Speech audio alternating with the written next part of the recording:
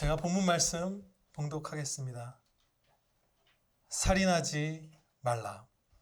출애굽기 20장 13절 말씀, 온 힘을 다해 나와 다른 사람들의 생명을 보존하라 는 제목으로 선포하도록 하겠습니다. 제6계명에는 명하시는 것과 금하시는 것이 들어있습니다. 명하시는 것은 바로 온 힘을 다해서 합법적인 모든 노력, 합당한, 합법이라고 하면 법에 꼭 구속되는 것 같죠. 때로는 악한 법이라면 법을 어겨서도 하겠죠. 하나님의 말씀에 합한 모든 방법을 다 동원해서 나와 다른 사람들의 생명을 보존하라는 실행 명령이 이 제6계명 안에 들어있습니다. 그런데 이 살인하지 말라는 짧은 금령이죠. 이건 뭔가 금하는 말씀이죠. 이것 안에서 어떻게 우리가 이토록 적극적인 생명 보존의 명령을 찾아낼 수 있는가? 어떻게 이것이 있다고 확신할 수 있는가? 그 근거는 무엇이냐면 예수님께서 이 하나님의 율법, 하나님의 명령들의 총합을 사랑이라고 가르쳐 주셨기 때문이에요. 왜? 사랑이기 때문에 이 십계명도 다 사랑의 한 부분 한 부분들을 나타내는 것이기 때문에 살인하지 말라는 이것이 품고 있는 명령은 그것을 넘어서서 다른 사람들의 생명, 나의 생명을 온 힘을 다해 지키는데 매진하라, 힘쓰라, 노력하라 하는 그런 명령이 될 수 있는 것이에요. 사랑이기 때문에 이것이. 금하시는 것은 다른 사람들과 나의 생명을 해하지 말라는 것이죠. 분명히 여기에는 나의 생명도 포함되어 있습니다. 나의 생명도 해서는 안 돼요. 살인에는 육신을 죽이는 것과 영혼을 죽이는 그 두 부분이 포함됩니다. 물론 사람은 영혼을 완전히 죽일 수는 없어요. 그렇죠? 사람이 영혼을 멸망시킬 수 없기 때문에 사람을 두려워할 필요가 없다고 하나님께서 가르쳐 주시죠. 육신만 죽일 수 있는 자들이다. 그렇지만 영혼을 심각하게 상하게 하는 그런 일들, 영혼이 멸망으로 미끄러져 가는 걸 부추기는 일들까지는 우리가 사람이 할 수 있죠. 저나 여러분 또 우리의 적들이. 우리가 아침에도 함께 생각해 봤듯이 이 대한민국은 살인이 정말 많이 일어나는 나라입니다. 국제법에서 인정하는 나라가 242개국이라고 해요. 그 기준이 다 다르더라고요. 근데 대부분 한 230, 3, 40 이 정도의 나라가 현재 있대요. 지도를 보면 237개의 나라가 요즘 지도에는 그려져 있대요. 굉장히 많죠. 그런데 우리나라는 그 타살, 살인사건과 자살과 낙태를 합치면 모두 다 살인이죠. 명백한. 그러면 10위권 정도 되는 것 같아요. 세계에서. 240개 나라 중에서 10위권으로 사람을 많이 죽이는 나라예요. 그러니까 이것은 굉장히 우리에게 아주 시급한 계명이죠. 이 말씀을 우리가 믿고 따르는 것은 보호해야 될 사람들이 많아요. 스스로도 그렇고요. 영혼에 대한 살인도 결코 적지 않습니다. 사람의 영혼을 가장 심각하게 파괴하는 것들, 그 몇 가지가 있죠. 그런 공격들. 그 중에 명예를 훼손하는 것. 그렇죠? 여러분 파란 쪽이 잘리는 게 낫나요? 아니면 완전히 모든 명예가 수치 가운데로 멸망해버리는 게 낫나요? 파란 없는 게 낫죠. 확실히 나아요. 저는 그렇게 생각해요. 그리고 억울하게 하는 것. 억울한 일들을 겪는 것. 그거 정말 우리의 영혼에 심한 고통이 되죠. 명예가 파괴되는 것, 억울한 일을 겪는 것. 근데 이 두 가지가 한꺼번에 그 두 가지 칼날이 들어오는 게 바로 무고잖아요. 근데 우리나라는 원래도 무고죄가 많았고 지난 몇 년간 급증하고 있어요. 거짓말로 저 사람이 무슨 사기꾼이다, 성범죄자다, 나에게 갑질을 했다, 뭘 했다. 그런 일들이 기하급수적으로 늘어가고 있는 것이에요. 그럼 명예도 파괴되고, 그렇죠? 억울하죠. 사람의 영혼이 완전히 그야말로 만신창이가 되는 거예요. 무고에 시달리기 시작하면. 그래서 자살하는 사람들이 많아요. 유명한 사건들 중에 무고 사건들, 지난 몇 년간 화제가 됐던 사건 중에 피해자분들이 억울한 상태에서 명예가 훼손되고 자살했죠. 교회 안에서도 그런 일들이 있어서 우리 원로 목사님도 바로 그쵸? 무고한 그런 억울한 일 겪은 형제를 도우러 내일도 출장을 가세요. 그런 일들이 우리에게 많습니다. 너의 이웃을 너의 몸처럼 사랑하라. 우리는 형제들과 이웃들의 명예를 온 힘을 다해서 보호해야 합니다. 그 책임이 있어요. 그 영광된 책임을 가진 그야말로 특수부대 같은 사람들이에요. 성도인 우리는 온유하게 그러나 모든 것을 걸고 용맹하게 다른 사람들의 명예를 지키기 위해서 싸워야 합니다. 저희 평안교회에 누군가 불명예를 겪으면 우리 다 목숨 걸고 달려들어야 돼요. 착하게, 따뜻하게. 그러나 모든 걸 걸고 구체적으로 지금 사생활이기 때문에 얘기하지 않겠지만 우리 큰아들이 불명예를 억울하게 당했을 때 제가 아들한테 얘기했어요. 아빠가 모든 것을 걸고 투쟁할 거라고. 아들이 기뻐하네요. 그렇죠? 다 돈도 뭐도 시간도 모든 걸 다 써서. 사람을 살인에 이르게 하는 대표적인 감정은 분노죠. 분노가 욱 폭발할 때 누군가를 쳐서 죽이는 일들 많이 일어납니다. 그런데 분노보다 훨씬 더 살인적인 감정이 있어요. 그것이 시기예요. 두 가지 면에서 특별히 시기는 분노보다 훨씬 더 살인적입니다. 첫째로 분노는 선할 때도 있어요. 골리앗에 대해서 품은 다윗의 분노는 거룩한 분노였죠. 그런 분노들, 선한 분노도 있고 나쁜 분노도 있습니다. 그러나 시기는 무조건 나쁘죠.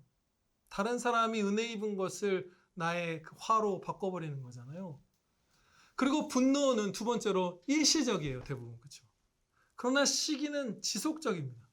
지속적으로 나를 어둠으로 끌고 다른 사람을 미워하게 만드는 거예요.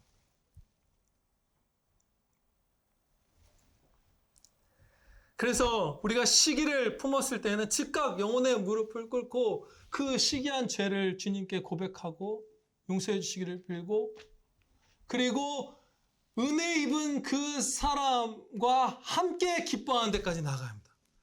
나중에 되겠지가 아니라 시기가 틈탔다고 생각할 그것을 자각하고 회개 기도하는 그 순간에 저 사람에게 이 은혜 주셔서 감사합니다라고 정말로 정직하게 함께 기뻐해야 돼요.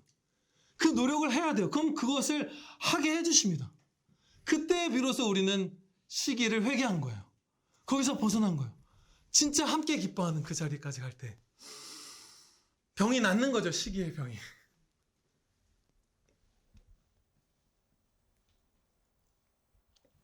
이 살인하지 말라는 것은 합법적인 처벌, 국가적 처벌을 금하는 것이 아니에요. 합법적인 그 정의로운 전쟁을 금하는 것도 아니죠. 사형 이런 것들을 금하는 것이 아니에요. 사형은 우리의 양심에서도 그것이 옳다고 사람들이 외치고 있고 아주 양심 화인 맞은 자들이 아니면 그리고 당연히 성경에서는 사형은 합당하다고 가르쳐 주세요. 그것은 한 개인이 다른 사람을 죽이는 것이 아니죠. 하나님께서 세워주신 그 국가가 그 정의를 하나님의 정의를 시행하는 거예요. 그렇죠? 정의의 시행이에요. 한 사람의 사적 복수나 무슨 교만하게 사람 위에 사람이 있어서 누군가의 생명을 주관하는 것이 아니죠. 정의의 실행이에요. 어느 사회든 전혀 예수님 안 믿는 사회에서도 마찬가지죠. 그런데 사형을 안 하잖아요. 그것이 선하다고 하면서. 근데 우리가 사형제도 이런 거 찬반으로 여러분 학교 같은 데서 토론 같은 거 해보셨나요? 저는 그거를 해보라고 선생님이 해서 해본 적도 있어요. 그러면 사형을 반대하는 분들은 많이 얘기하는 것이 이제 사람이 사람의 생명을 주관하면 안 된다. 그리고 또 한 가지는 억울한 희생자들이 나와서는 한 명도 나와서는 안 되기 때문에 정말 그래요. 너무 비판할 필요 없죠. 진짜 좋은 마음일 수도 있어요. 근데 어리석어요. 어리석은 마음인 거 아시죠? 한 명도 억울한 사람이 나와야 해서는 안 된다. 그래서 사형은 안 된다고 해요. 그런데 그래서 우리나라 사형을 원래 당해야 될 살인자분들이 계속 풀려나죠. 5년, 10년, 15년이면 다 풀려나요. 대부분. 그렇죠? 근데 살인범죄를 저질렀던 사람이 또 살인을 저지를 재범률이 10% 전후예요. 검거되는 게. 그럼 검거된 것보다 더 많이 그 사람들이 사람을 죽이겠죠? 그럼 1년에 20, 30명씩 원래는 안 죽었어도 될 사람들이 법관들이 그를 풀어줬기 때문에 죽고 있는 거예요. 한 명도 억울한 피해자가 없길 바라면 사형을 찬성해야 돼요. 조두순 거의 아이를 죽였죠. 얼굴을 물어뜯고 성기와 항문의 80%가 손상이 됐다고 하죠. 그리고 버려두고 갔어요. 물 틀어서 막 자기 흔적을 지우고 죽을 뻔했어요. 그런데 그 조두순은 전두환 노태우를 어떤 60대 아저씨가 할아버지라고 볼 수도 있겠네요. 요즘 할아버지가 아닌가요? 그 사람이 그 전두환 노태우를 지지하고 좋게 본다는 이유로 그 사람을 발과 손으로 때려서 죽였던 사람이에요. 2년 살고 감옥에서 나왔어요. 조두순이. 그 다음에 우리가 아는 그 성범죄를 그 어린 여자아이에게 저지른 거예요. 그러면 그 여자아이의 그 죄에 대한 그 값은 그 사람을 풀어준 법관들에게도 있습니다. 공범이에요. 우리나라에서 매년 수십 명씩 죽는 사람들에 대한 그 피값이 우리나라의 법관들에게도 있어요. 사형을 찬성할 때 오히려 억울한 피해자가 나타나지 않습니다. 그것도 바꾸세요. 변호사 하시고 법관 하시고 바꾸세요. 운동하세요. 조금씩 바꿔요. 한국에 있는 모든 교회들에서 이러한 설교가 행해지고 모든 영역에서 성도들이 그 메시지를 주고 기도하고 돈도 내고 후원하고 애를 쓰면 안 바뀌겠어요? 바뀔 가능성이 크겠죠. 21세기 대한민국은 분명히 한반도에 있었던 모든 역사상 나라들 가운데 가장 자유롭고 가장 부유하죠. 그것은 다른 의견을 낼 여지가 없어요. 진짜 우리가 진짜 제일 이 땅에 예전에 뭐였죠? 여기가 한양이었나요? 여기 살았던 사람 중에 제일 자유롭고 제일 부유해요. 제일 오래 살고, 그렇죠? 제일 많은 사람이 막 살고 함께. 근데 모든 은혜와 복을 당연하게 여기는 일이 일어나고 있습니다. 이게 살인과 무슨 상관이죠? 살인과 상관이 있죠. 감사를 잃고 기쁨을 잃고 불만이 쌓여가고 절망하게 되고 이런 것들이 영혼을 상하게 하고 자살하게 하고 그런 것들, 아이를 지우게 하고 이런 여러 가지들, 죽인다고 표현할게, 아이를 죽이고 이런 일들 일어나게 하는 것이죠. 영혼과 육신에 대한 살인이 많이 일어나고 있는데 거짓으로. 근데 그러한 파괴가 성경 말씀의 경고대로, 가르침대로 선한 일로 가장해서 이루어지고 있습니다. 고린도후서 11장 14절 15절에서 이것은 이상한 일이 아니니라 사탄도 자기를 광명의 천사로 가장하느니 그러므로 사탄의 일꾼들도 자기를 의의 일꾼으로 가장하는 것이 또한 대단한 일이 아니니라. 그들의 마지막은 그 행위대로 되리라.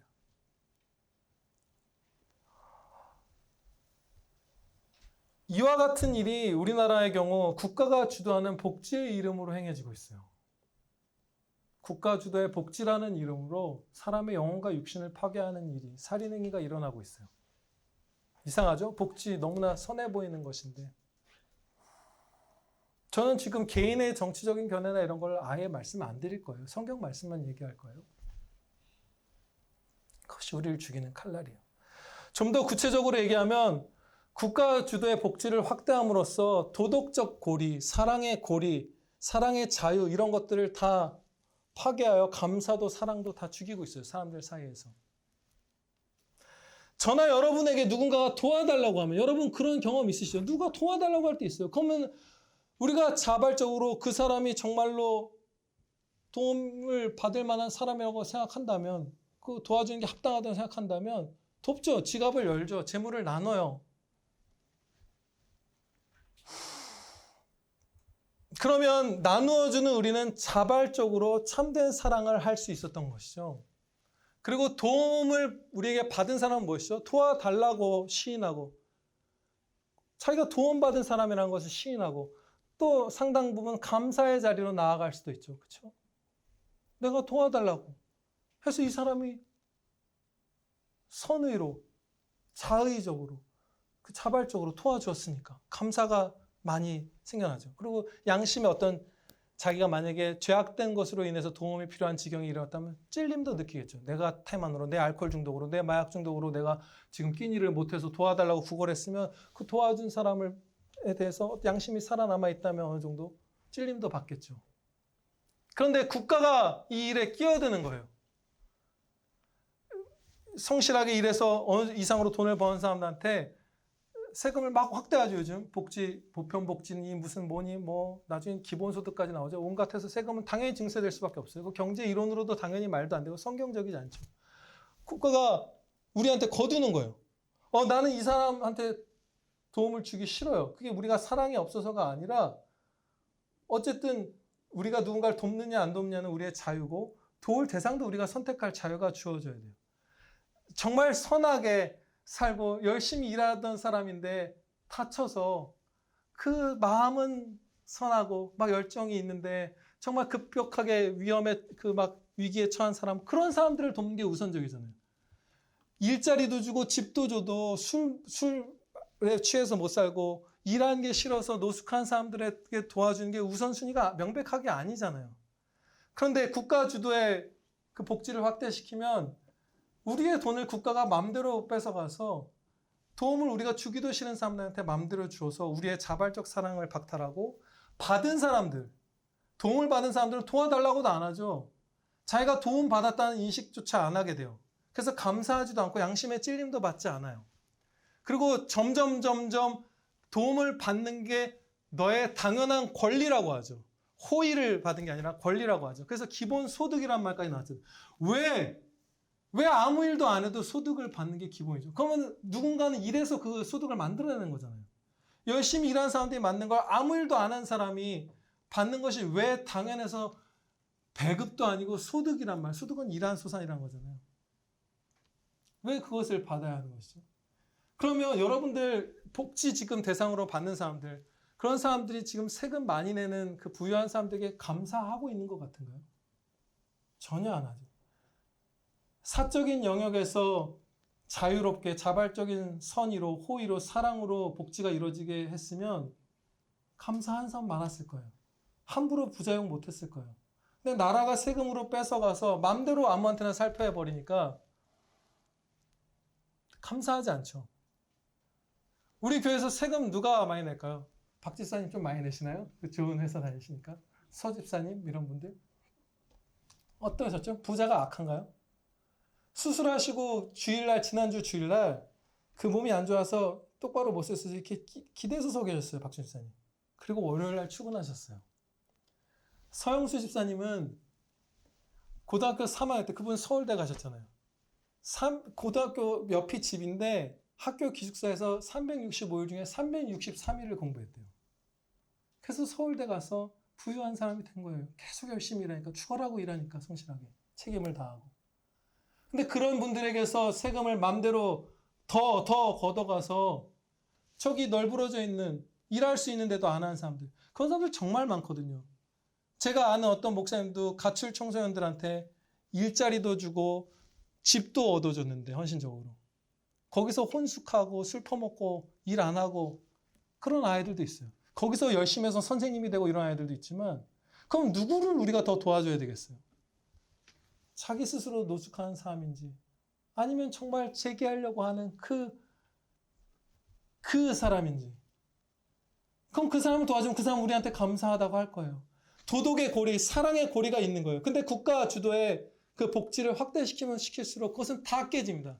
그러면은 나눠주는 사람들의 마음은 어떻게 될까요? 받는 사람은 감사를 했죠. 당연하게 여기죠. 나눠주는 사람들은 마음이 냉랭해져요. 마음이 다쳐가는 거예요. 아, 저런 녀석들 부자 욕하고. 기분이 좋을까요? 막 세금을 소득의 30%, 40%, 50% 막 내는 사람들이 있는데, 뭐 상속세도 내고 뭐도 내고 다 내는데, 그거 받는, 혜택 받는 대상들, 나에게 내 재산을 나라에서 과도하게 걷어가서 그걸로 혜택 받는 사람들이 나를 욕하고 있는 걸 보면서 그 부유한 사람들, 성실하게 일한 사람들, 그들의 마음은 당연히 다치죠. 상하죠.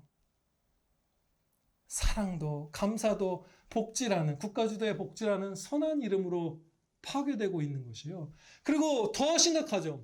최저임금, 기본소득 다 마찬가지인데, 이것을 우리가 살펴볼 수밖에 없는 이유는 국가의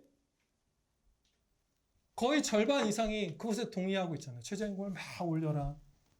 기본소득 해라. 대선 때 여러분 그 포스터를 보셨나요? 기본소득, 대선과 총선 때 보시면 기본소득에 대해서 얘기하는 정치인들이 정말 많아요. 정말 간발의 표차로 그 대통령이 되지 못한 이재명 후보 같은 경우도 경제 공약의 첫 번째 기본소득을 내걸고 있어요. 그리고 최저임금 계속 올리라고 하죠. 한 노동자가 만들어내는 생산성과 관련 없이 인간이라면 이 정도는 받아야 되지 않냐. 김재동 같은 사람들이 나와서 사람이라면 뭐 이것도 할 수 있고 커피 한 잔은 마실 수 있어야 되고 무슨 일을 하든지 얼마는 받아야 되지 않냐. 그래서 근거 없이 올렸어요. 우리나라는 최저임금이 최저임금에 걸쳐 있는 임금 노동자가 제일 많은 나라예요, 세계에서. 그러니까 너무 높은 거예요, 생산성과 상관없이. 당연하게 제가 어느 강원도 쪽이었던 걸로 기억하는데 시골 하나로마트인 데가 시골에 그 번화가죠. 거기 가는데 만화가게가 하나 있는 거예요.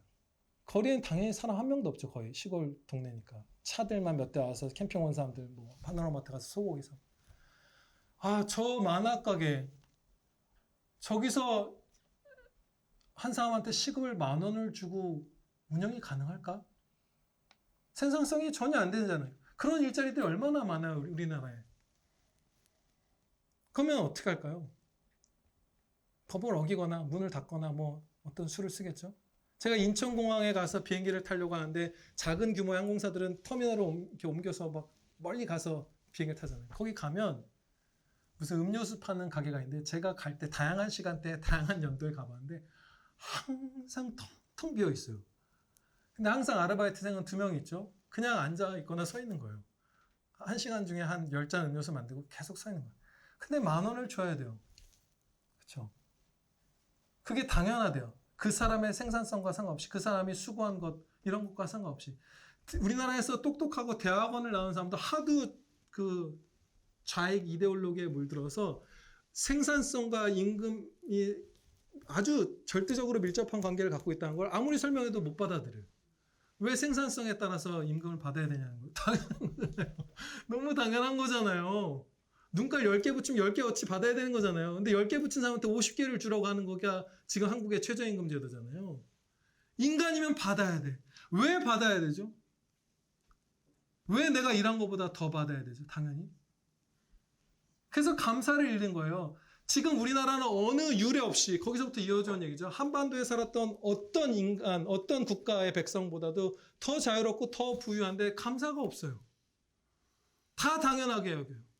어느 무슨 인터넷에 강사가 이러더라고. 오마카세? 오마카세라만 들어보셨나요? 뭐 초밥집이나 무슨 카페나 이런 데서 제일 좋은 것들로 셰프가 알아서 내주면서 막 즐기는 그 고급스러운 코스예요. 맡긴다는 뜻이죠, 일본말로. 오마카세 같은 게 어딨어, 80년대에 막. 근데 왜 돈 없어서 애를 못 난다고 그래? 왜 불평해?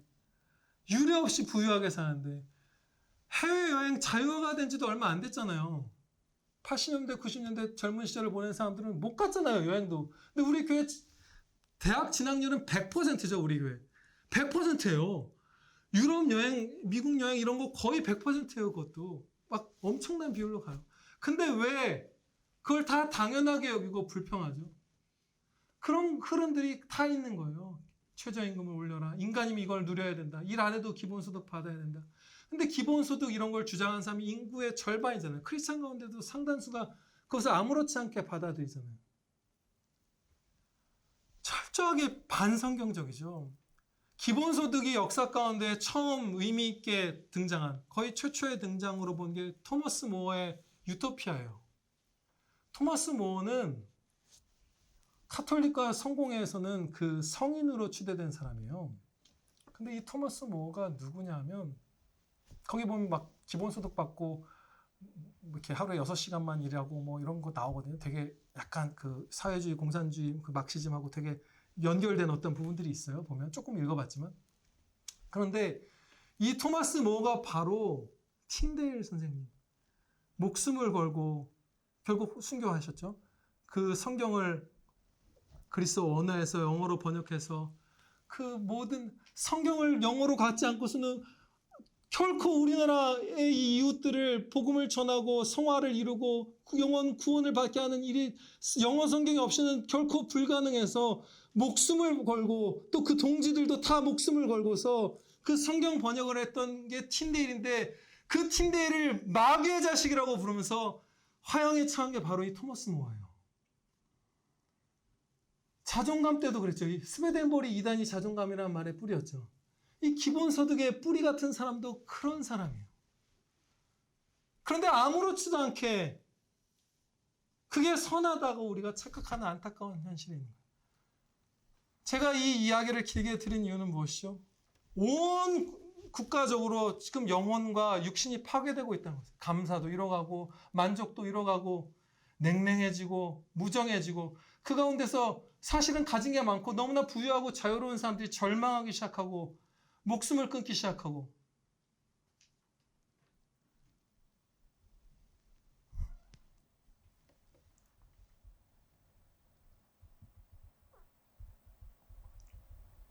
우리는 깨어서 이 모든 것들과 싸워야 되는 전사입니다. 무고든 명예를 훼손하는 것이든 그렇죠? 억울하게 하는 것이든 이 국가 차원에서 사람들을 무너뜨리는 것이든 감사를 파괴하는 것이든 이 모든 것들에 하나님의 전신 갑옷을 입고 맞서 싸워서 자기 자신과 이웃들, 형제들을 끝까지 온 모든 것을 희생하더라도 보호하는 복된 전사 되시기를 축원합니다. 기도드리시겠습니다. 아버지 하나님, 저희를 불쌍히 여겨 주시옵소서. 자기를 죽이고 자기 아이를 죽이고 다른 사람을 죽이는 이 죄악이 세계에서 가장 많이 일어나는 그런 나라가 되어버렸습니다. 저희 이 한국교회가 각성하고 회개하고 주님의 영광을 비출 때에 저희 자신도 살아나고 저희도 보호받고 저희의 이웃들의 양심도 살아나고 이 나라에 살아가는 이 우리의 사랑하는 이웃들의 생명이 보존될 것을 믿사옵나이다. 아버지 하나님, 담대하게 모든 것을 걸고 내 이웃을 내 몸처럼 사랑하라 하신 그 말씀대로 이웃의 영혼과 육신을 보호하기 위하여 모든 것을 걸고 온유하며 용맹하게 전진하는 믿음의 군사들 저희 되게 하여 주시옵소서. 우리 구 예수 그리스도의 이름으로 기다려옵나이다. 아멘.